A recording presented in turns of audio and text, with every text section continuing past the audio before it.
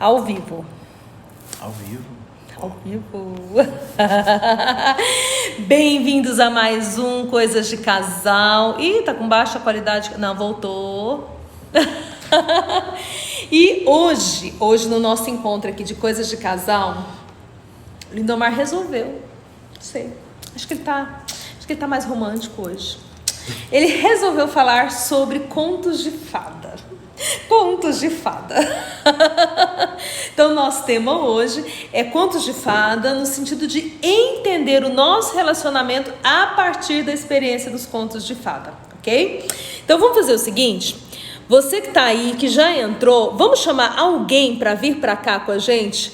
Pensa em alguém que você, aqui, essa flechinha aqui, alguém que você acha que pode ser apoiado pelo nosso Coisas de Casal aqui e convida essa pessoa para vir participar com a gente aqui desse nosso encontro, desse nosso momento aqui, Coisas de Casal.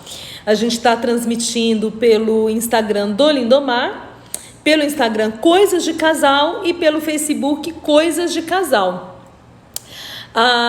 Espaço... Det Silva entrou, bem-vinda. Geralda, bem-vinda. Luzelene, bem-vinda. É isso aí, vamos chamando aí quem você acha que vai se beneficiar desse nosso momento, onde nós vamos, Dina Tavares Silva, bem-vinda. Então a gente vai chamar essas pessoas e o nosso objetivo aqui é falar de contos de fada. Eu acho que porque eu acho que tem muito, por isso que não está enviando. Não, acho que não. Enviado com sucesso. Ok. Ó, Mircala já entrou aqui, ó. Oi, Mircala, bonitinha. Então fala aí, bem, o que te inspirou a falar desse negócio de conto de fada? Veja bem, eu até propus para a Márcia falar sobre esse tema, ela achou até meio estranho. Falei, mas que negócio é esse? É porque o homem não costuma falar de conto de fada. É porque a ideia que nós temos e ouvimos de palestra... Cláudia, lindinha! A ideia que nós temos e ouvimos de palestra sempre está vinculado que o casamento não é um conto de fadas. Aí eu estou questionando a Márcia em relação a isso. Não é mesmo? Ou nós temos... Eu acredito que a maior dificuldade que pode haver nesse termo conto de fadas é em relação à fantasia. Mas todo conto de fadas desfaz a fantasia. É, verdade. Você quer ver um exemplo que todo conto de fada desfaz? Aquela que tem um sapatinho de vidro. O sapatinho de vidro é a Cinderela. Nossa, ela não tá sabendo. É a Cinderela, gente. A Cinderela, para vocês perceberem, primeiro tem um ritual, né? O ritual de aproximação. Para a Cinderela encontrar com o príncipe, ela precisa ter toda uma vestimenta adequada, ela tem que dançar com ele, ela tem que impressionar ele. Então existe uma sequência de ações que ela realiza para conquistar o príncipe. Muito bem. Tá, esse é o primeiro fato que eu quero pontuar. Todo relacionamento, ele precisa passar por um ritual de iniciação. Agora eu tenho um questionamento. Esse ritual de iniciação, para algumas pessoas que estão aqui conosco, já são casadas há um tempo, né? Nós, no nosso caso, há 30 anos. Então, esse ritual de iniciação é uma coisa que já ficou aí no tempo, né? Já ficou no passado. A minha pergunta para você é, esse ritual de iniciação, então o Lindomar está falando do ritual de iniciação, no caso da Cinderela, ela entra, né, dá lá para ela aquela carruagem. Os ratos que vira cavalo, né, aquela coisa toda. E ela, o lagarto que vira o cocheiro. Que vira o cocheiro, né, e ela fica toda linda, maravilhosa para encontrar o príncipe, né, lá no baile. Então, se a gente for olhar, tem aí os vários rituais de iniciação. Então, a minha pergunta é, esse ritual de iniciação é uma coisa só para esse começo, que no nosso caso já está the long time, né? Ou será que esse ritual de iniciação é uma coisa que a gente precisa colocar no casamento no dia a dia? Eu acredito que ele deve o tempo todo estar sendo recordado, reiniciado, vai e vem. Por quê? Porque ele é maravilhoso, né? A ideia que se tem é que uma vez conquistado, você não tem risco de perder aquilo que você conquistou. Isso não é verdade. Conquista é algo para fazer todos os dias. Você conquistou, você precisa manter aquilo que conquistou e conquistar mais. Então há uma necessidade de você estar ampliando esse ritual, esse processo de conquista, esse processo de encantamento, esse processo que até é romântico mesmo, né? Tem até uma máxima, né, que fala para homem que é muito garanhão, né, que fica por aí conquistando todas, né, que o difícil, o desafiador não é conquistar 1000 mulheres, é conquistar uma mulher 1000 vezes. E tem um problema sério com esses que a Márcia deu o nome de garanhão, mas tem outros que dão o nome de galinha, né? É que eles muitas vezes quando conquistam, eles perdem o interesse pela pessoa. Então você vê que a coisa em vez de ser algo que ele poderia aproveitar no sentido de manter, pelo contrário, é algo que ele executa, mas ele não desenvolve mais. Geralmente ele deixa de lado e vai procurar outra pessoa para ele desenvolver todo aquele ritual de conquista. Então, acho que um primeiro ponto importante para nós, né, extraindo aí do conto de fada e para nós colocarmos como um objetivo pragmático para dentro do casamento, é esse. Você tem praticado rituais de conquista? E se você tem, quais são? E se você tem, sabe quais são? Será que os rituais de conquista que você tem praticado realmente são aqueles que comunicam com o outro? Porque tem coisas que de repente o Lindomar vai querer fazer achando que vai me conquistar, né? Achando que tá arrasando e tá arrasando com o relacionamento. Porque assim, não tem a ver com o que me chama atenção, com o que é positivo pra mim, né? E vice-versa, né? Tem coisas que eu vou fazer e vou achar que tá lindo, maravilhoso, mas que não vai conquistar o coração. Eu acho que a conquista tem a ver com falar ao coração, né? Porque pegando esse conto de fadas especificamente da Cinderela, ela estava deslumbrante, né? Ela estava linda, ela era mais linda, né? Então, o que você tem feito? Eita, agora eu vou fazer uma pergunta que essa é forte, hein? Meninas, o que vocês têm... Parece que não entrou homem aqui nessa live até agora, né? O problema de vocês que estão chamando o marido de vocês para escutar, né? Então, eu vou falar com vocês mesmo. O que você tem feito... Olha a conexão tá caindo, se tiver. O que você tem feito para se tornar a mais linda das lindas? O que você vai... Vou buscar outra conexão aqui, ver se melhora. Esse lado de cá tá caindo toda hora. Vou pôr no 4G, né? Melhor, né? Então tira o Wi-Fi, entra no 4G. A gente está resolvendo um problema técnico aqui. Voltou? Vamos ver se melhora, né? Voltou. Okay. A Kátia falou assim: amo vocês, nos ajudam muito. Ó, que bacana. A Keller estava na minha live, chegando por aqui. Bem-vinda, Keller. Então, vou refazer a pergunta, porque daí o Instagram do Lindomar deu uma pausa, né? Então, vou refazer a pergunta. O que você, mulher, tem feito para se tornar a mais linda das lindas para o seu amado? E entendam, gente, que não tem a ver só com beleza externa, né, bem? Tem a ver com o quê? Fala, você como homem, fala, o que conquista? O que é a beleza da mulher que conquista um homem? Na verdade, voltando à questão, para ilustrar isso que você está falando, voltando à questão do conto de fadas, no conto de fadas, o que eu estou vendo, né? O que eu quero ver no outro? Eu não estou vendo realmente o que a pessoa eu estou vendo o que eu quero ver no outro. Então, assim, o conto de fadas, ele pode estar permeando por isso. Por exemplo, ele queria ver uma mulher que ele pudesse proporcionar para ela tudo de bom, tudo que ela não teve, né? Qual o inconsciente coletivo que está no conto de fadas da Cinderela? Eu estou daqui assistindo, eu estou percebendo que ela era pobre, ela vai tornar-se rica, ele vai dar tudo que ela precisa a nível material. E o que ela vai trazer para ele? Então, assim, no primeiro encontro, nesse primeiro momento, geralmente eu tô vendo o que eu quero ver no outro, o que o outro pode me dar, né? O que vai acrescentar para mim. Então, mas esse momento é muito importante, né, gente? Porque se não houvesse isso, não havia nem interesse de você se aproximar da pessoa, não havia conquista. É necessário esse primeiro momento que seja projeção mesmo.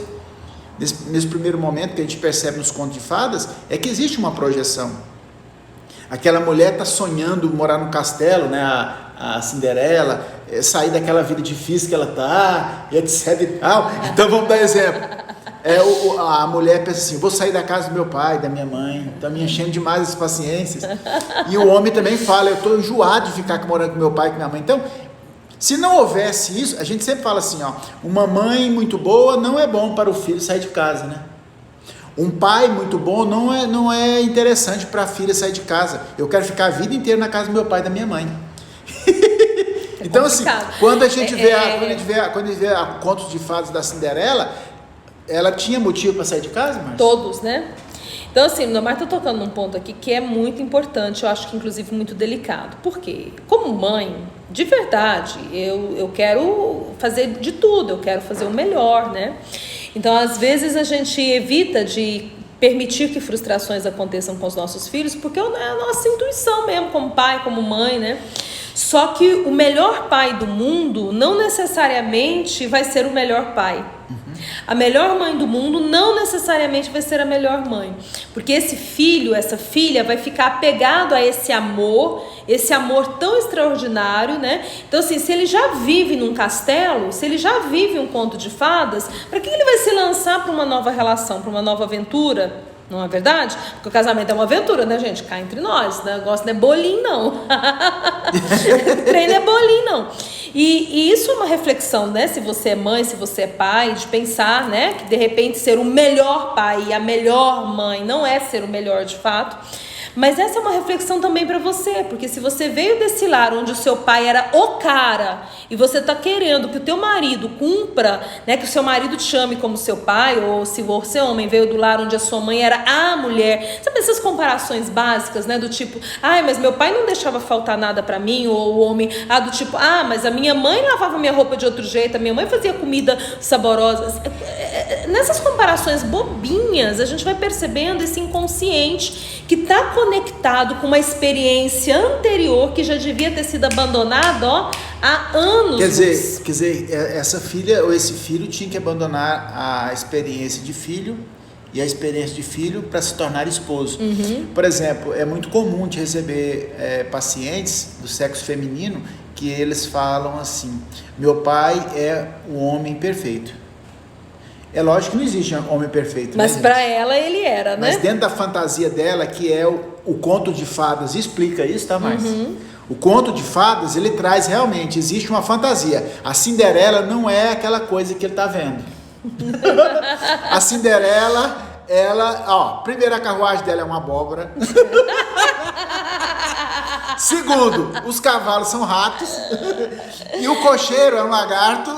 E o vestido não é de verdade. Não é de verdade.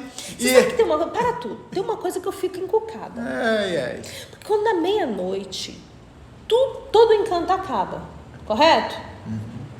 Por que o sapatinho de cristal não acaba? Realmente. Gente, vocês sabem, se ele escreve aí, por que o sapatinho de cristal não acaba? É porque, interessante, né? É a única coisa do resquício daquela fantasia, né?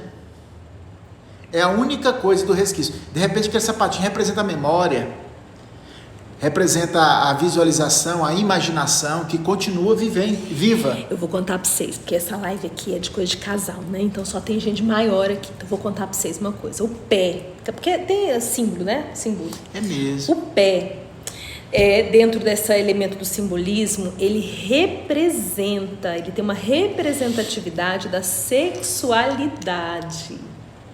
Com certeza. Né? Tanto é que tem umas brincadeiras, né? As piadas. Deixa eu ver o tamanho do pé desse moço.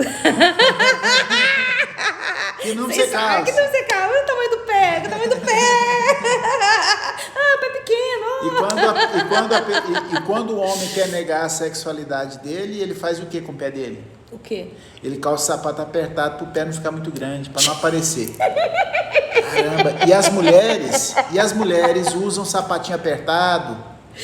Por exemplo, até na cultura mesmo eu não sei se é da China, do Japão, né? Japão. O Oriente de uma forma geral, mas Japão, né? As mulheres atrofiam o pé. O que estão fazendo com aquilo, né? Atrofiar, né, a sexualidade. Então, a gente tá falando de símbolo aqui, tá, gente? Nós estamos falando de símbolo, eu tô aproveitando para brincar um pouco com a ideia do tamanho do pé, né? O que representa o tamanho do pé, enfim. Mas a questão é que, se a gente for pensar por esse simbolismo, nós vamos entender que existe algo do encanto que se preserva e se guarda dentro da vivência da sexualidade do casal. Porque quando o casal... muita coisa vai embora, né?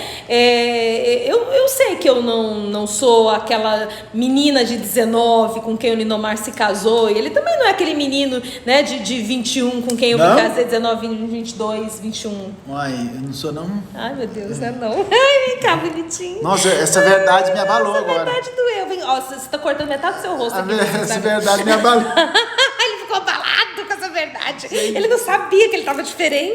Nossa, na fantasia dele, ele era igualzinho ele era quando ele casou comigo. Mas o meu espírito é a mesma coisa, não é nada. A casquinha pode ter mudado. Mas existe algo que se preserva, né? Mesmo que tudo mude, existe algo que se preserva. E existem espaços para a gente se reconectar. O espaço do riso, o espaço da brincadeira, o espaço do lúdico. São espaços para nós nos reconectarmos com essa essência preservada.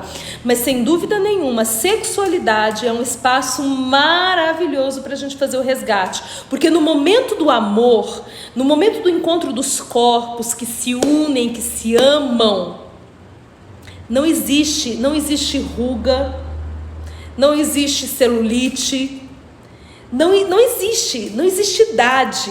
No momento que os corpos se unem no amor, né, no amor carnal, no momento do sexo acontecendo, ali existe um resgate profundo.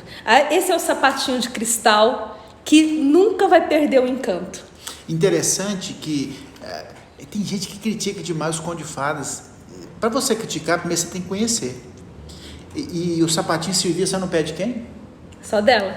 A fantasia dele era só com ela. Ai, que linda! Repete! Não sei. Não, repete. A fantasia do príncipe em relação a Cinderela era só com ela. Não, aí você colocou em relação a Cinderela e se tiver em relação a outra. Fala só do jeito que você falou a primeira vez. E como é que foi a primeira vez que eu falei? A fantasia dele era só em relação a ela. A fantasia dele era só em relação a ela. Olha dela aqui. Então ele vai atrás procurando qual pezinho que encaixa naquele sapatinho de cristal, né? Olha que coisa interessante. Agora, encaixe. Agora a questão por outro lado é o seguinte, o conto de fadas, ele explora essa projeção, mas ele dá vazão para conhecer a verdade como ela é. Então, no primeiro momento, o relacionamento ele é projetivo mesmo, mas depois nós temos que permitir conhecer o outro como realmente ele é. E aí tem a coisa do encaixe, né? Porque quando o príncipe vai até ela já é a gata borralheira de novo. Ela tá com uma roupa suja, rasgada, maltrapilha, quer dizer, ela era uma escrava, né? Na verdade, ela era uma escrava. Mas apesar de que ela não está mais com as vestes do encanto, a experiência do encaixe do sapato, que só acontece com ela, faz com que ele a reconheça. Se a gente fizesse o seguinte, imagina num breu, tudo escuro, você não vê um palmo à frente do nariz. E você tivesse que só pelo tato... Seu rosto está sumindo lá. Reconhecer... Nós estamos com 3 celulares aqui, gente. Se você tivesse só pelo tato tentando reconhecer o seu amado e o seu amado tentando te reconhecer, você reconheceria? Ixi, lascou, hein? Agora, veja, isso aqui é símbolo, né? Isso é simbólico. Então, na verdade, a escuridão não é a escuridão para os olhos, é a escuridão no nosso dia a dia, né? Então, assim, a gente trabalha muito, a gente corre atrás, aí tem filho, aí vem as obrigações como pai, como mãe, e aí vem quarentena, aí vem problema financeiro, e tem que comprar casa própria, e tem que pagar a prestação do carro, aí tem que pagar a escola de filho. É uma escuridão, entendeu? O mundo está escuro. No meio dessa escuridão, você consegue continuar reconhecendo pelo tato o seu amado e a sua amada? Quer dizer, apesar de ter perdido o encanto,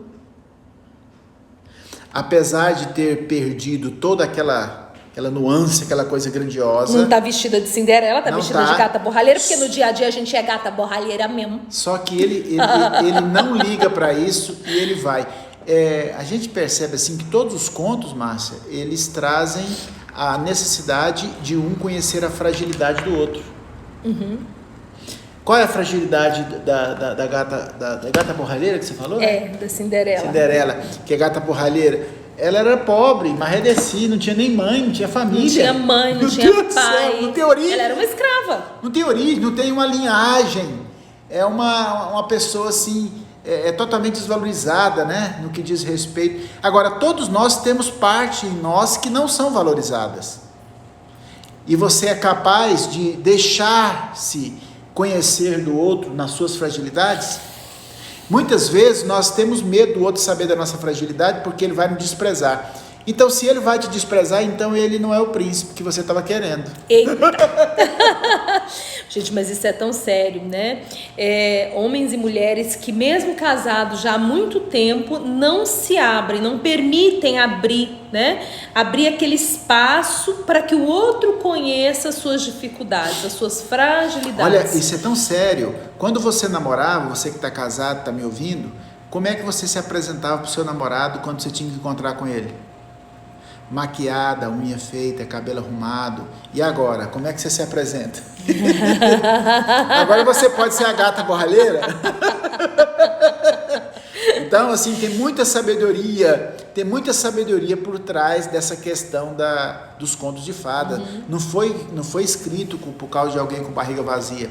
Então, assim, conhecer as nossas fragilidades, dar a conhecer o homem a fragilidade que ele tem, a mulher dar-se a conhecer na sua fragilidade, faz parte do relacionamento, faz parte de uma grande história de amor. Acho que uma pergunta interessante é se existe alguma parte da sua história que representa alguma dor, que representa alguma experiência de sofrimento e superação, que de repente você não contou ainda. Às vezes acontece em terapia de casal, né? Então estão os dois no consultório, e aí o marido conta uma história sobre ele, né? Provocado pelo terapeuta, porque o terapeuta ele tem muito esse papel, né? Provocativo, de fazer a pessoa trazer à tona suas histórias. Ou a esposa conta uma história, e aí o outro, vamos imaginar que é o marido que está contando a história, a mulher olha assim, hã? Ela não tinha ideia de que ele tinha passado por aquela experiência.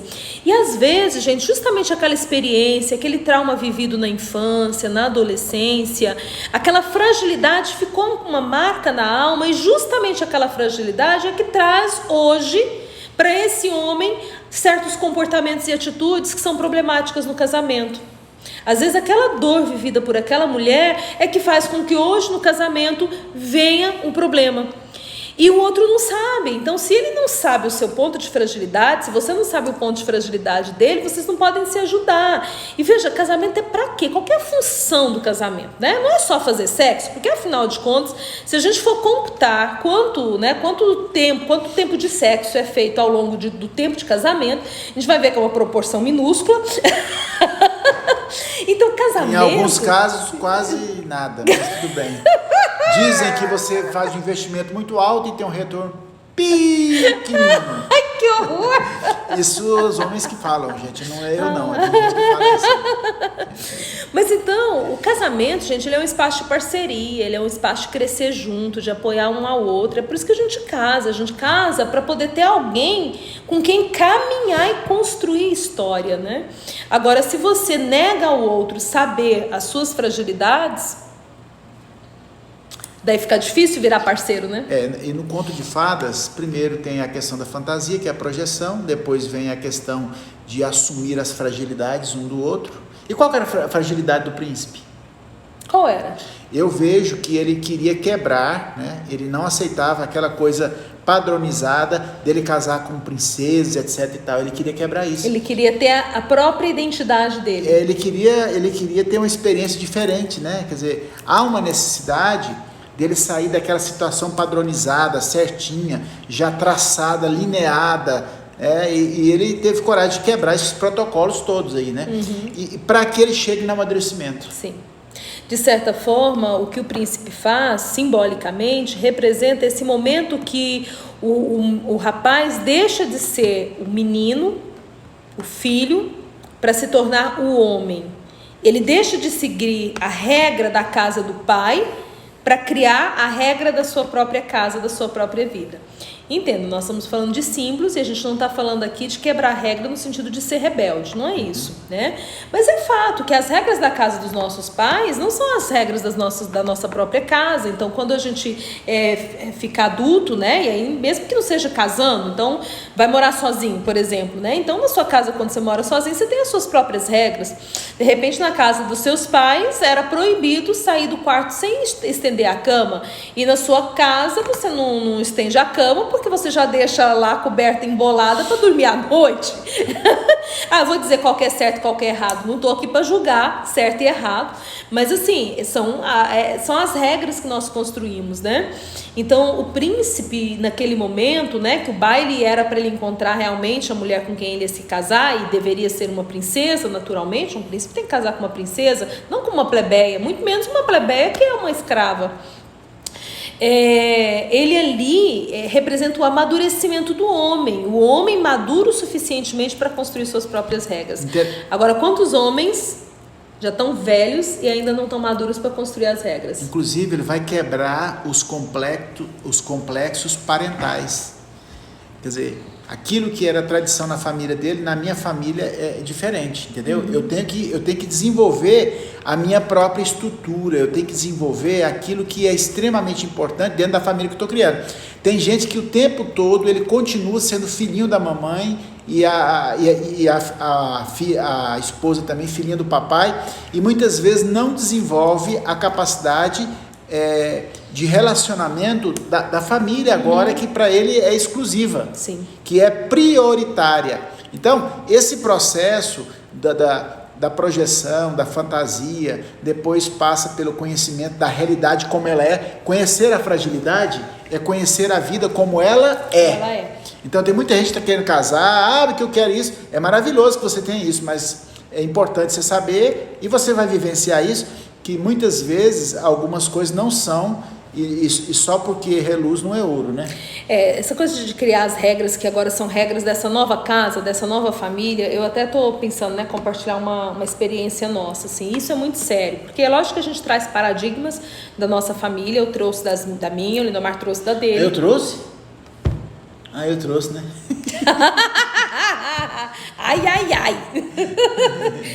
E aí a gente tem que criar um novo padrão, né? Então, por exemplo, um paradigma que não fazia parte nem da minha família, nem da família dele, que é do investir em estudo, né? Mas investir pesado mesmo, né? Não que não fizesse parte de investir no estudo no sentido do filho ir para a escola e tal, mas, por exemplo, na minha família não fazia parte pagar a escola particular, não, né? A gente foi... a escola sempre foi pública, na casa do Lindomar também. Então, a nossa família não tinha essa cultura, nem a minha nem a dele, de investir pesado em estudo. Mas isso era uma coisa que eu desejava, e uma coisa que o Lindomar também passou a desejar, de maneira que, eu fui fazer psicologia e era uma faculdade particular. O Lindomar já tinha feito teologia e aí resolveu fazer psicologia, faculdade particular. Então nós fizemos um alto investimento em curso superior. Terminou a faculdade, pós-graduação, especialização, mestrado. Na cultura da nossa família, das nossas famílias de origem, o dinheiro que nós investimos em estudo era um absurdo. Por quê? Porque a gente devia ter comprado uma casa. E nós moramos de aluguel muitos anos, né? Na verdade, o dinheiro que nós havíamos investido em fazer faculdade, fazer especialização, fazer mestrado, já teria dado para comprar umas 2, 3 casas. E a gente estava ali, morando de aluguel. E isso, gente, era um horror. Durante muitos anos, nós vivemos a pressão dos nossos familiares nesse sentido, porque eles não conseguiam entender, mas nós estávamos criando uma nova cultura. Era a nossa cultura. Olha a quebra dos complexos parentais. E aí, tudo bem, chegou a hora que nós compramos, né? Então a gente comprou, né? Uma casa, né?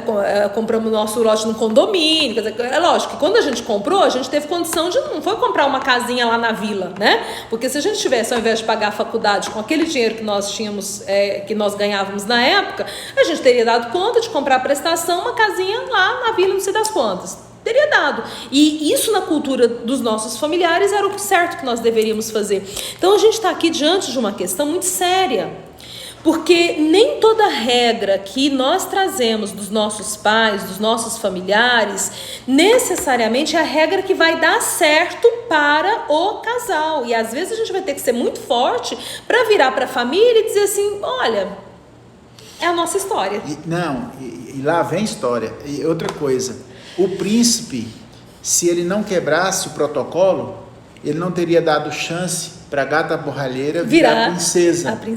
Então, assim, é muito importante essa questão de quebrar paradigmas para você ampliar o seu relacionamento.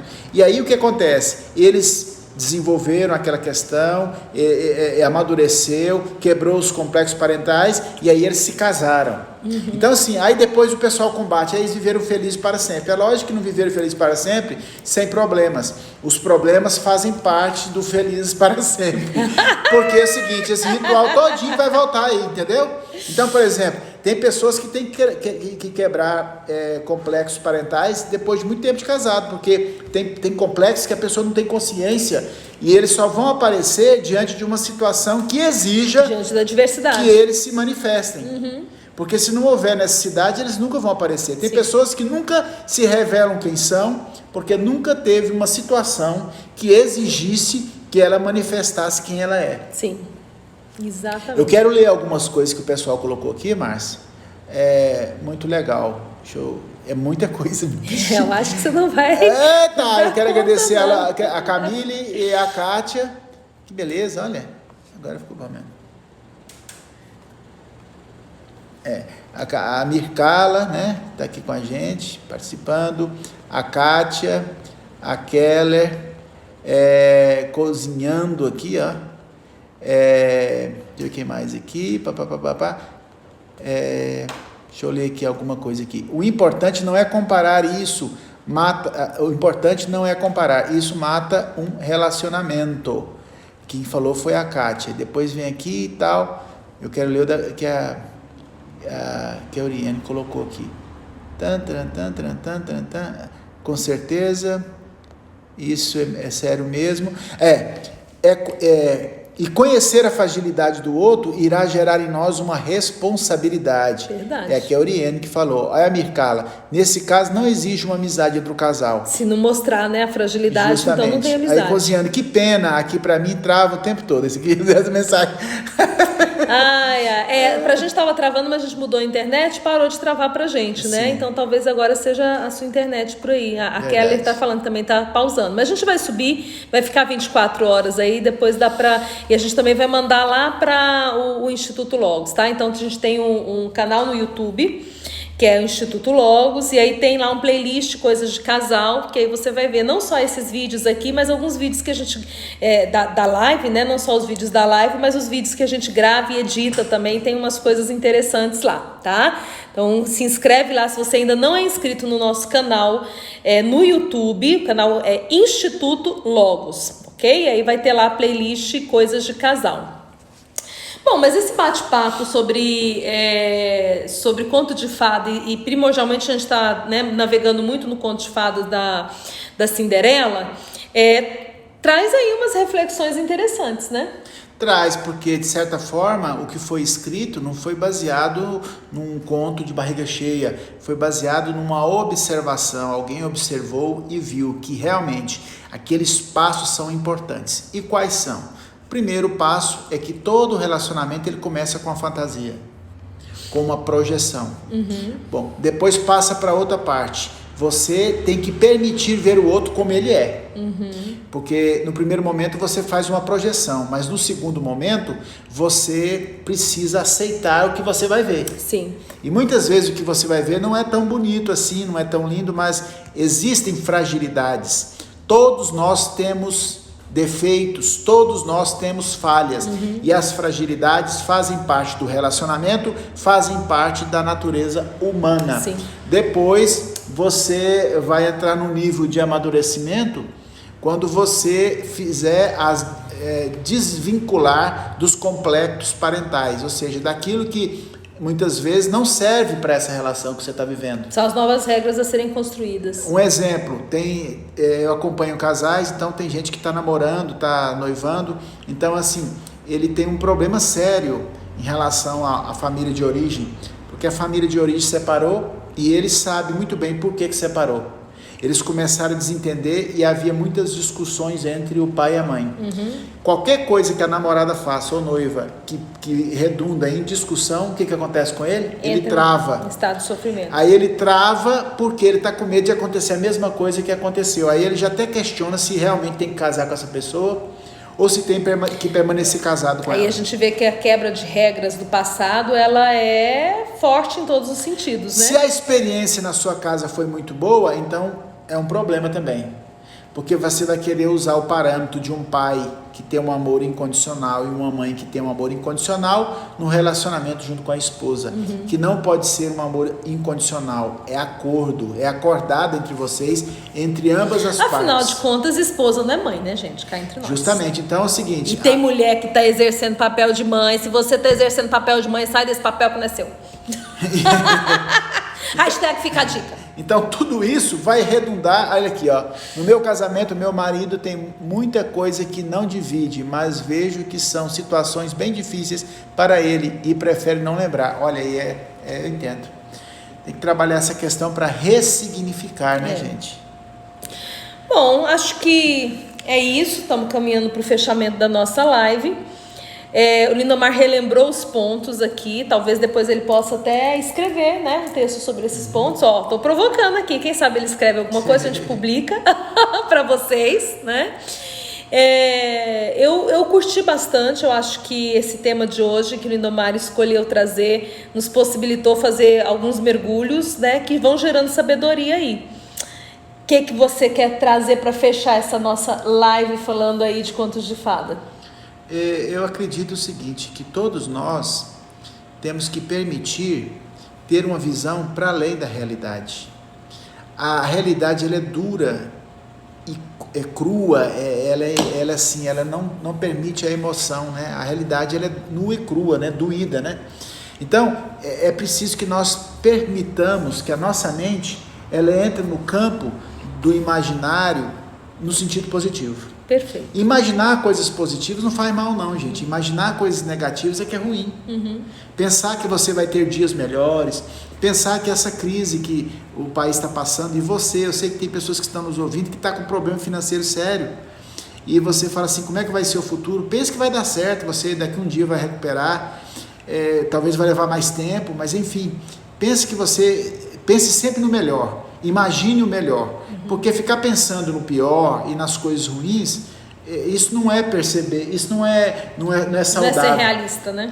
Justamente, ser realista é você ver em que ponto que você está e ver aonde você quer chegar. Excelente. Isso é ter uma percepção do que é real.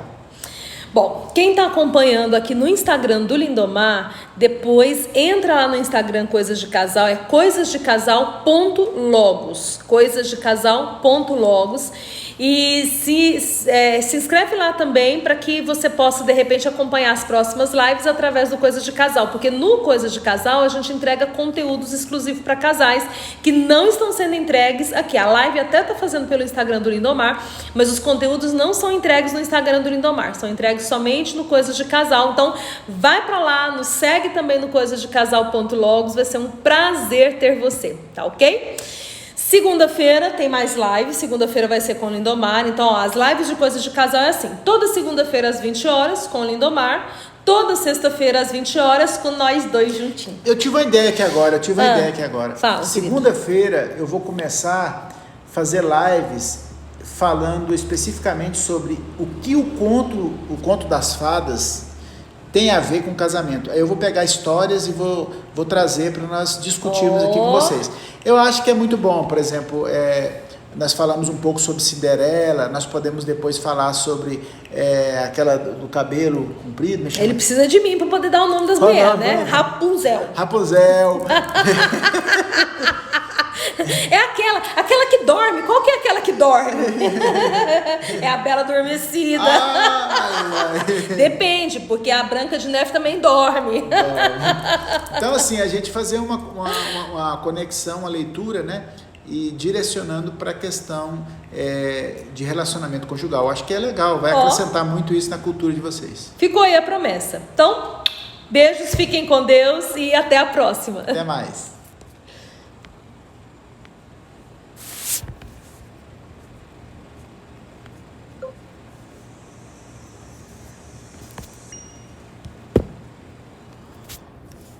Salva lá.